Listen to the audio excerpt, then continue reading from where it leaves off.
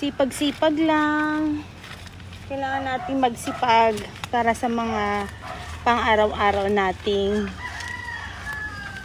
kailangan, lalo na sa pagkain, sa ulam, diba? Kaya shout out sa mga farmers dyan. Proud ako na farmers kasi sila yung nagbibigay ng daily needs sa pagkain, diba? Kaya saludo ako sa mga magsasaka. Wow! Kung walang mga farmers, wala tayong makakain. Sipagan natin.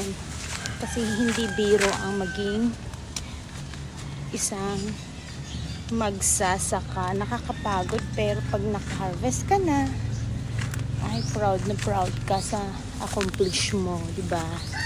Transplant natin sa square foot yung sili na tinanim ko noon. Ganun-ganunin lang siya para hindi siya masira. Silpisilin lang sa gilid para luluwag siya.